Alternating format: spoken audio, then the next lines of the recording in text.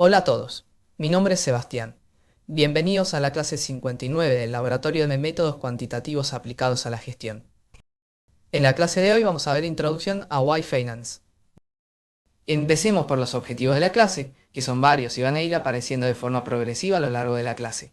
El primero es conocer la librería Why Finance y entender para qué sirve. El segundo es aprender a descargar precios históricos de acciones, usando dos métodos distintos, ibf.download y el método history del objeto ticker. El tercero es acceder a información fundamental de una empresa, cosas como el sector, el market cap, el país.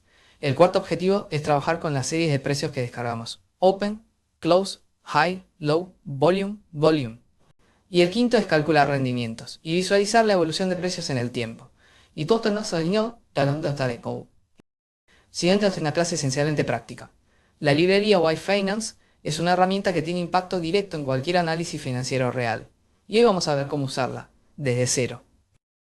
Antes de escribir una sola línea de código, conviene entender qué es exactamente Why Finance y qué nos ofrece.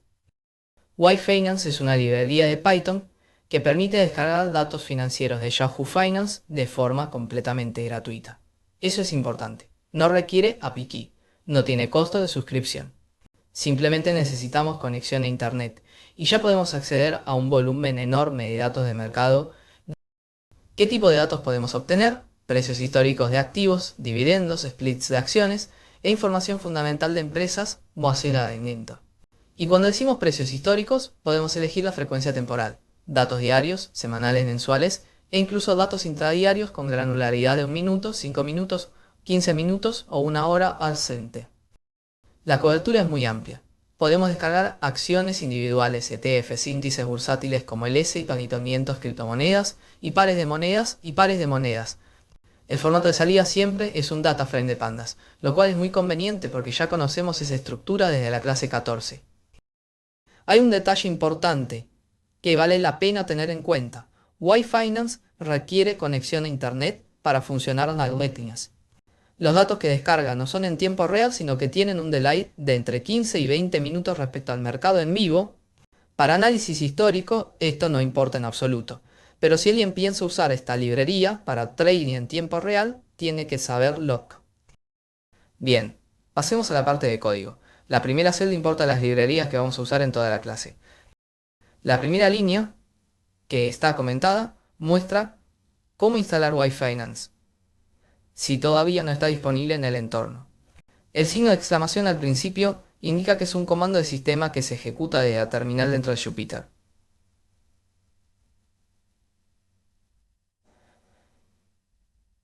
Si ya tienen Why Finance instalado de esta línea no hace falta. Después importamos las 4 librerías que vamos a necesitar. NumPy para operaciones numéricas, Pandas para manejar dataframes, Matplotlib para los gráficos, y Why Finance con el alias IF, que es la convención estándar.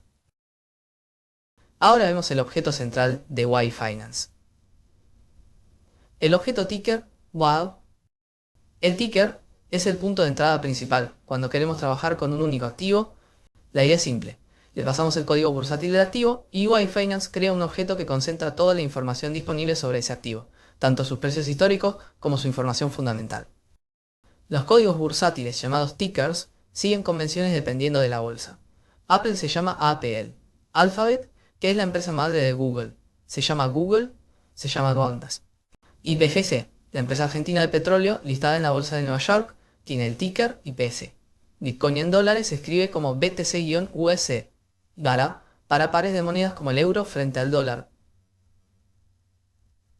Se usa euros D, igual X.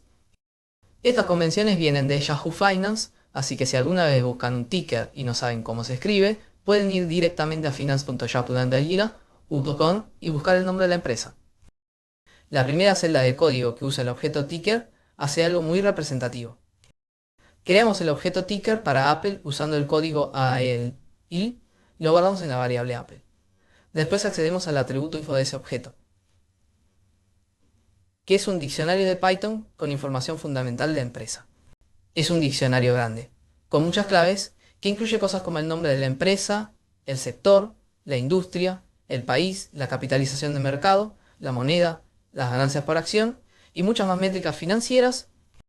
Las siguientes líneas seleccionan solo 6 campos de todo ese diccionario: el nombre corto, el sector, la industria, el país el market cap y la moneda Dow. Usamos un diccionario por comprensión que, para cada campo, llama al método get del diccionario.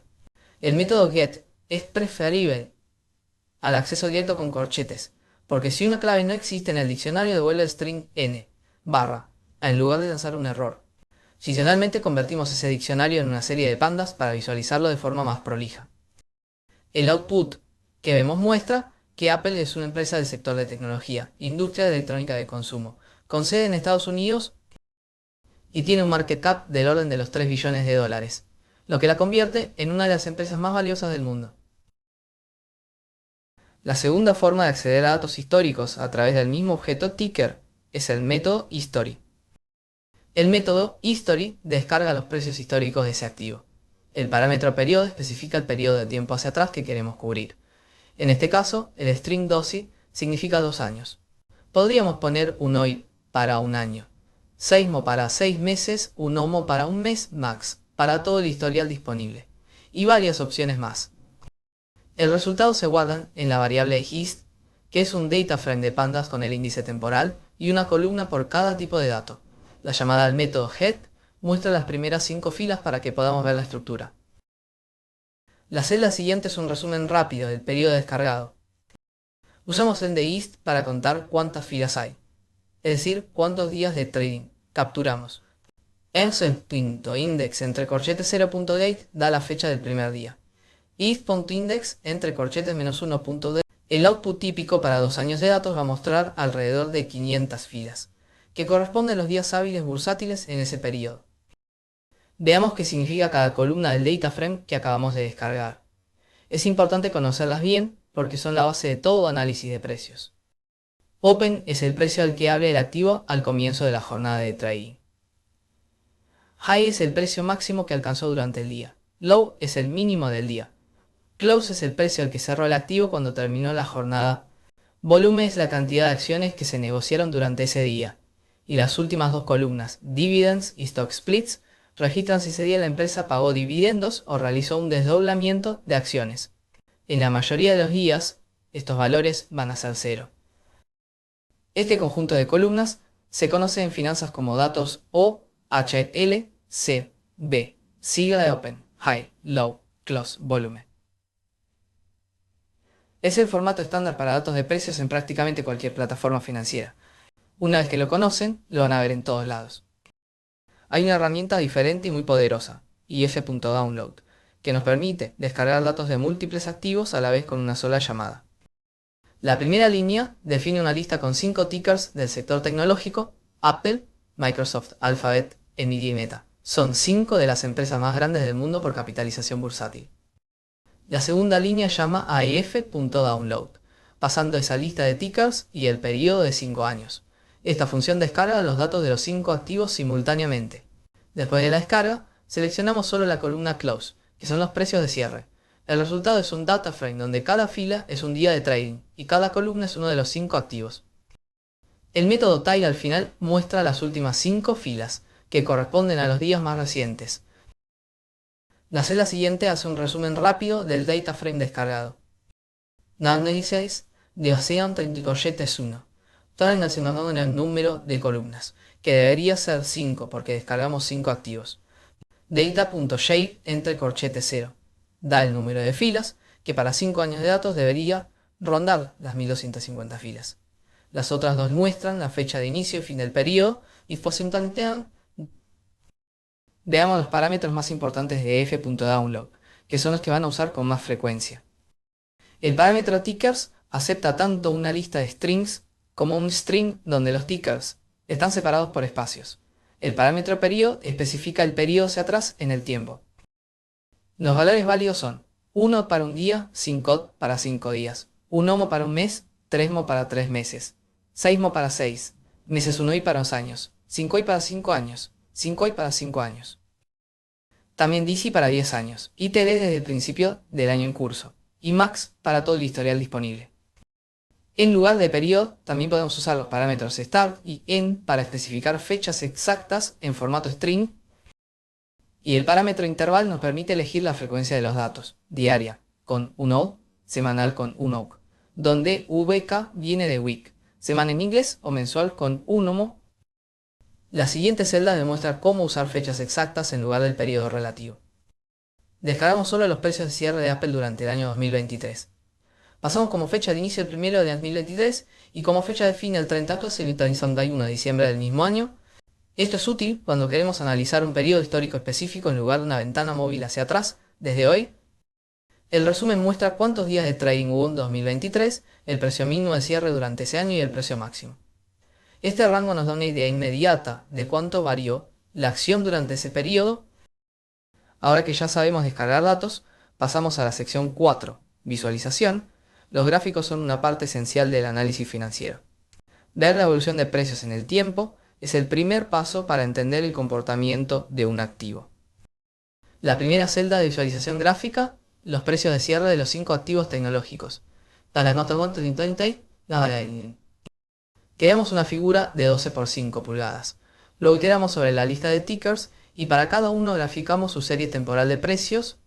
El índice del data frame contiene las fechas y la columna de cada ticker contiene los precios de cierre correspondientes. Cada línea tiene grosor 1.5 yuan etiqueta con el nombre del ticker para la leyenda. Lo que vamos a ver en el gráfico es algo revelador. Todas las acciones crecieron a lo largo del periodo, pero con escalas muy diferentes montazo. Nvidia en particular tuvo un crecimiento extraordinario a partir de 2023, impulsado por el boom de la inteligencia artificial. Esto es importante porque cuando los precios de los activos están en escalas muy distintas, comparar las líneas directamente puede ser engañoso. Y eso nos lleva a la siguiente celda. Hay una técnica estándar en análisis financiero que vale la pena hacer, la normalización a base 100. ¿Para qué sirve? ¿Para qué sirve? Para comparar activos cuyo precio en términos absolutos es muy diferente. Tenemos en esto si Netflix cotiza a $600 y una empresa pequeña cotiza a $10. Una línea de precio absoluto va a hacer que la empresa pequeña parezca completamente plana. Sin embargo, puede ser que esa empresa chica haya crecido más en términos porcentuales que Netflix. La normalización a base 100 elimina ese problema. La idea es dividir toda la serie de precios de cada activo por el precio del primer día y multiplicar por 100. La línea clave es data dividido data.ilog entre corchetes 0 todo multiplicado por 100.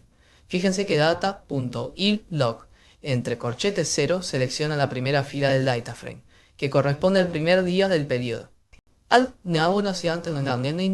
ideal dice el dividir data frame completo por esa fila. Bandas hace broadcast automáticamente. Divide cada columna por el valor correspondiente de esa primera fila.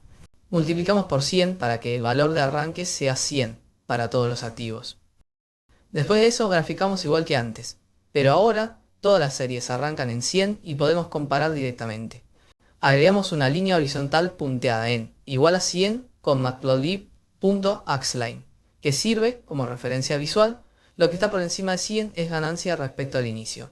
Lo que está por debajo es pérdida. En este gráfico normalizado queda mucho más claro quién creció más. Y con Nvidia la diferencia es impactante. La celda siguiente calcula el rendimiento total del periodo para cada activo y lo muestra como porcentaje. La fórmula es la clásica de rendimiento simple. Precio final dividido precio inicial, menos 1 por 100. Data de ticker.ilog entre corchetes menos 1 es el precio del último día. Y data de ticker.uilog entre corchetes 0 es el precio del primer día. El resultado se multiplica por 100 para expresarlo en porcentaje. El formato de la F-string fuerza que el número aparezca con signo más o menos, con un decimal de precisión y el símbolo de porcentaje final.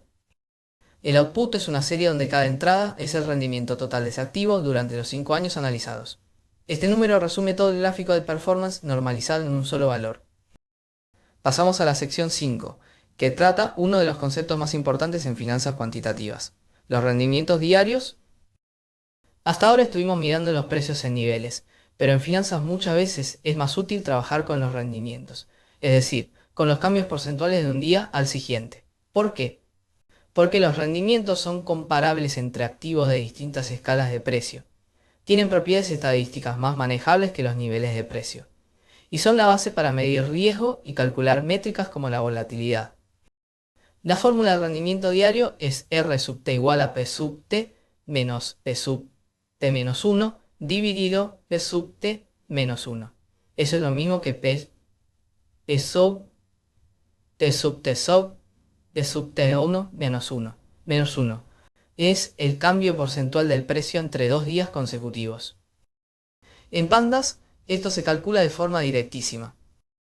El método PCT-change calcula el cambio porcentual entre cada fila y la anterior, para todas las columnas a la vez. El resultado es un data frame del mismo tamaño que data, pero donde cada valor es el rendimiento de ese día. La primera fila va a ser none porque no hay día anterior con que compararla.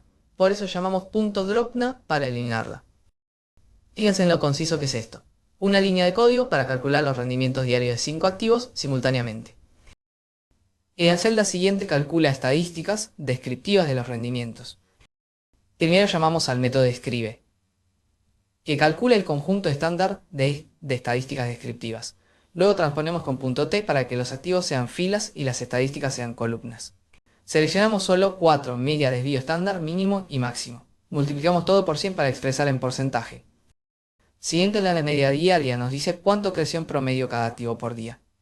El desvío estándar de los rendimientos es exactamente la volatilidad diaria, que es la medida de riesgo más usada en finanzas. El mínimo muestra el peor día del periodo para cada activo, el máximo el mejor. Una observación conceptual importante, la volatilidad medida como desvío estándar de rendimientos es una medida de dispersión, no de dirección. Un activo muy volátil puede terminar con rendimiento positivo o negativo. La volatilidad mide incertidumbre, no pérdida esperada. La celda siguiente genera un panel de 2 gráficos para explorar la distribución y la evolución temporal de los rendimientos de Apple. El gráfico de izquierda es un histograma de la distribución de rendimientos diarios de Apple. Usamos 50 bits para tener buena resolución. La línea vertical roja en 0 sirve de referencia. Lo que vamos a ver es una distribución aproximadamente campaniforme, centrada cerca de 0, con colas que se extienden hacia valores negativos y positivos. Esta forma se parece a una distribución normal, aunque en la práctica los rendimientos financieros suelen tener colas más pesadas que una normal pura, lo que se llama leptocurtosis o fat tails. El gráfico de la derecha es la serie temporal de rendimientos en el tiempo. Este gráfico muestra lo que se conoce como clustering de volatilidad. Los periodos donde los rendimientos diarios son grandes en valor absoluto, positivos o negativos, tienden a agruparse juntos. Hay épocas de calma donde los rendimientos son pequeños y épocas de turbulencia donde son grandes. Esto es una característica estilizada bien documentada en los mercados financieros. Pasamos al volumen de operaciones. El volumen es la cantidad de acciones que se negociaron durante un día de trading. De ahí un dato importante porque complementa el análisis de precios. Un movimiento de precios respaldado por alto volumen es generalmente más significativo que uno con bajo volumen. Esta celda descarga datos completos de Apple para el último año y genera un gráfico de 2 paneles que muestra precio y volumen juntos. La parte técnica interesante de esta celda está en cómo construimos el layout. Usamos matplotlib.subplots con 2 filas y una columna para crear los subgráficos apilados verticalmente. El parámetro yarex igual true hace que ambos paneles compartan el mismo eje X, lo cual es esencial. Cuando hacemos zoom en uno, el otro se mueve en sincronía. Y con gridspec- quadle le asignamos 3/4 partes del espacio vertical al panel de precios y 1/4 parte al de volumen, que es la proporción estándar en los gráficos financieros de tipo candlestick. En el panel superior graficamos la serie de precios de cierre. En el panel inferior usamos gráfico de barras en lugar de líneas porque el volumen es una variable discreta por día, y las barras reflejan mejor esa naturaleza. Dividimos el volumen por 1.000.000 para que los números sean más legibles. En versiones recientes de Y-Finance, la columna close puede volver un data frame en lugar de una serie cuando el resultado de la descarga tiene una estructura de columna jerárquica. La razón es usar el método esquis para convertirlo a serie, que es exactamente lo que va a aparecer en la celda siguiente. La sección 7 introduce las medias móviles, que son una herramienta clásica del análisis técnico. Una media móvil es simplemente el promedio de los últimos n precios de cierre. El nombre viene de que a medida que avanzamos en el tiempo, la ventana de n días se mueve, incluye los n días más recientes, y descarta el día más antiguo. ¿Para qué sirven? Para suavizar el ruido de la serie de precios y hacer visible la tendencia subyacente. Cuando el precio está por encima de su media móvil se interpreta como una señal alcista. Cuando está por debajo, como señal bajista, DNIR y las unidades móviles de 20 y 50 días son las más usadas en la práctica. La implementación con pandas es muy directa, porque ya vimos el método rolling en clases anteriores. Primero usamos squeeze sobre la columna close para garantizar que sea una serie y no un data frame de una sola columna, que es el caso que puede generar problemas con versiones recientes de Y-Finance. Luego calculamos las dos medias móviles. Rolling con window igual a 20.main para la de 20 días y rolling con window igual a 50.main para la de 50 días. Fíjense que los primeros 19 valores de la media de 20 van a ser none, porque no hay suficientes días anteriores para calcular el promedio. Recién desde el día 20 en adelante va a tener valores. En el gráfico trazamos las tres series.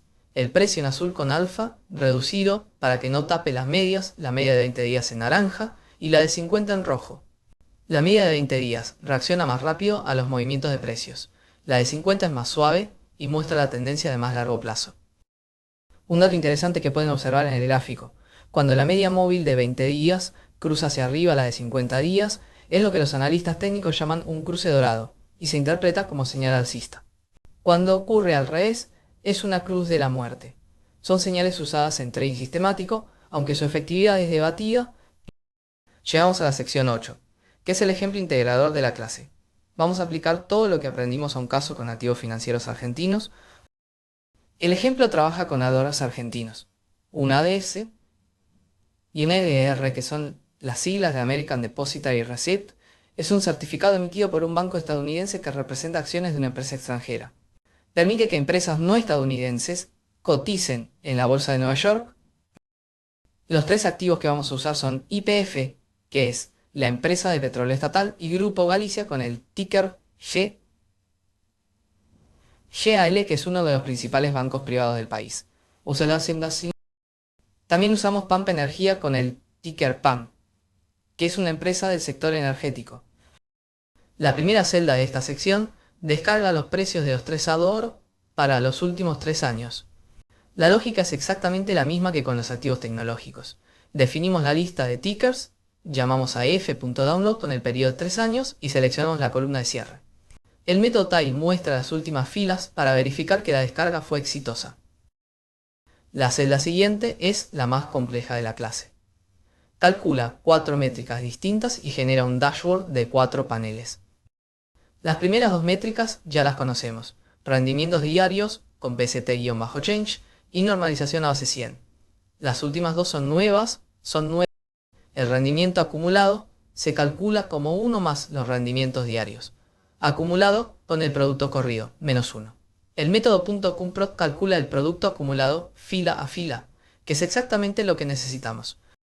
La volatilidad anualizada con ventana móvil de 30 días se calcula aplicando rolling de 30 días sobre los rendimientos para obtener el desvío estándar, y luego multiplicando por la raíz cuadrada de 252. El 252 es el número de días de trading en un año, no almos, o las punte en los numerito de días. Esta es la convención estándar en finanzas para anualizar volatilidad. Si los rendimientos son independientes e idénticamente distribuidos, la varianza escala linealmente con el tiempo o con un unidad de 230, si tendría que ser. Por lo tanto, la desviación estándar escala con la raíz cuadrada del tiempo. Los 4 paneles del dashboard muestran: 1. La performance normalizada a base 100. 2. El rendimiento acumulado en porcentaje. 3. La volatilidad anualizada móvil de 30 días. Y 4. Una tabla resumen con estadísticas clave. El panel de volatilidad rolling es particularmente informativo porque muestra cómo fluctúa el riesgo en el tiempo. Periodos de alta incertidumbre macroeconómica, como crisis cambiarias o eventos políticos en Argentina, van a aparecer como picos de volatilidad. En adelante de activos argentinos, esa volatilidad puede ser excepcionalmente alta en comparación con acciones de países desarrollados, lo que refleja el mayor riesgo país. El panel de tabla resumen muestra para cada activo el rendimiento total en el periodo, el rendimiento diario medio, la volatilidad diaria y la caída máxima en un solo día. Esta última columna es importante para calibrar el riesgo extremo. ¿Cuánto podía perder alguien que tenía ese activo en el peor día del periodo? La tabla de resumen recorre los temas vistos en la clase y sirve como una guía rápida para organizar las ideas principales. En la clase 60 haremos un análisis sectorial completo comparando rendimiento y volatilidad de empresas agrupadas por sector económico, es decir, Vamos a tomar las herramientas de hoy y llevarlas a una escala mayor, trabajando con múltiples sectores del mercado de forma simultánea. Hasta acá llegó la clase 59. Si algo no quedó del todo claro, pueden contactarme a través de los canales oficiales de la materia. Gracias por estar del otro lado y nos vemos en la siguiente clase.